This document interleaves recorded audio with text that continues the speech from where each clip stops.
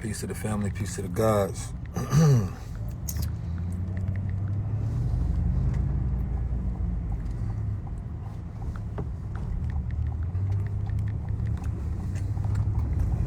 Peace to the family, peace to the gods. Alright. I'm gonna say something.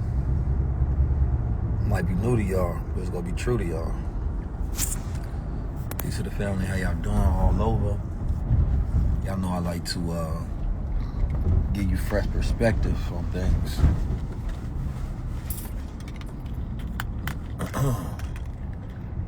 Put my glasses on before we get into this, though. All right, so listen, I was listening to Joy Reid give a breakdown about something, right? And I had did this breakdown before this man had died, maybe a month or two ago. Right? It's on one of my lives, and I was giving a breakdown about the financials of Turning Point. So let's think about this. A crisis, right, is a representation. The definition of crisis you're going to see, it is when you have a turning point, right? And the whole entire idea that they was able to create this particular organization is because they was pushing this idea that white America is in a state of crisis. This guy was founded by this billionaire, or what we supposedly know that he was a billionaire. You understand me? And this billionaire, thank you, Hood Healer, this billionaire found Charlie Kirk. We call him CK. I don't like talking about his name in the algorithm like that. But he found CK. And he believed in him, right? And he got him, I believe, fresh out of high school, then or college. First year, he dropped out of college. And he took this young guy who he believed had the ability to articulate himself. And he believed that he was passionate about his ideas. And he gave him, I believe, around like $3.8 million or something like that, up to like $4 million, so that he could start the organization known as Turning Point. And Turning Point, if you go look at the financials, then you're going to see something like $81 million on the books. When it goes deeper, I also looked at how Turning Point USA had control of about $500 million. Now, the way they did that is because they register high school students, college students into these different chapters. These high school students or college students typically are like presidents of associations, right? And under these associations, they have the ability to, they have discretionary funds that they have the ability to reside over or vote for. So indirectly, he had the ability to be able to, control almost $500 million. These are school programs. This is funding for events, etc., all for the influence behind the ideology that they were pushing inside of Turning Point.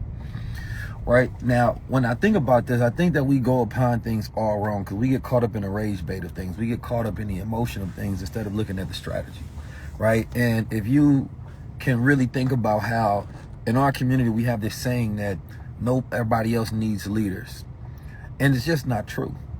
They all have leaders. They just fund their leaders through organizations and business. There's even a guy named Curtis Yarvin, who is the philosopher of Dark Enlightenment. And a lot of people never heard of this guy, but he's behind the scenes. Now, Peter Thiel wasn't a billionaire I was talking about, but Peter Thiel is the guy who helped funded this guy named Curtis Yarvin, who is their leader when it comes to ideology and philosophy that they're even operating the current presidency on. Now, a lot of people can't see what's going on because they don't know the ideology behind it or the script that they're running. So they gave this guy, who was just really a writer at first and an engineer, gave him seed money to start his company. You understand me? Took those ideas, which is basically like a philosopher for the elites, and they funded him so that he could spread more of his ideology and philosophies into the mind and the consciousness of people. Now, the reason that I say that, right, when I see people defending Charlie, they're supposed to, because they believe in him, right? They believe in his ideas, they believe in his values so much that they didn't just watch him, they funded him, right? They funded his organization so that he can reach the youth and he can reach the consciousness of the youth, so that in a state of crisis, he can have their minds open and get them to believe what he wanted them to believe. Because these are adolescent minds who are looking for identity and searching for themselves, right, in an overly digitally distracted world, who are in a spiritual crisis, who are in a crisis of belief, who are in a financial crisis, who are in a crisis of understanding what the truth is in reality. So when you hear the word Turning Point, you're really hearing the word crisis, right? And essentially what he built up under his nonprofit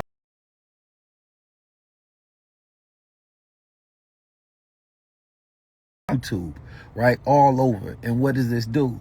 Now, when you have a young, impressionable mind who doesn't have that much complexity of consciousness, listening to it, they can defend the truth of whether it's right or wrong. They're accepting it. Because what does Gen Z do? Gen Z reads titles. They don't go deep into research, right? And so we're now looking at a playbook that if you want to get the consciousness of the youth, that we must run, right? And so you really have to respect the fact that they built up an entire organization that was behind a particular consciousness, a particular belief that they wanted to institute, and the capitalists from their culture funded the thought leaders. They took the young man and they gave him mentorship and they gave him sponsorship, right? And there has been studies that showed that young black men typically never get mentorship or sponsorship. So what we're finding is it's not the fact that, you know, somebody else did that within their culture. It's the lack of us doing it within ours, which means there's a decreased intentionality. The money is disconnected from the leadership or the thought leadership or the philosophers. We got so used to just watching, right? And that's all we tell each other. Yo, I'm watching you, I'm watching you, I'm watching you. No, you would actually have to be involved, right? And so this is why we don't typically get to make progress, because we don't have a feedback loop, right? We don't have interconnectedness. You understand me? And so everybody's in their own little separate groups. And then when somebody else implements a winning strategy that works very well, because I think he was being groomed to be a presidential candidate, which is why they look at this as political violence in the first place. You understand me? Who are we doing that? Because you can get mad at people that do that, but how are we not doing that? And how are we celebrating people for being in positions of resource and power in the culture, which means that we have a very low culture, right? And so again, I gotta tip my hat in respects. So all this emotion, all this rage, and all this complaining should now be geared towards organization. And what I see is that people that exist within our culture that typically have large platforms, right? People that are of the boule, that are on the left or whatever, they can spend their energy discussing the things that they dislike. But why don't they fund the things that they're for? Because they're not going to find that other young man, you understand me, or young woman that they believe is a great leader and use their big platform, right? And share some of that real estate on there to bring attention and exposure to things. They're not going to write that check that they're sending out to that nonprofit, that charity that does nothing for the charity balls that they attend.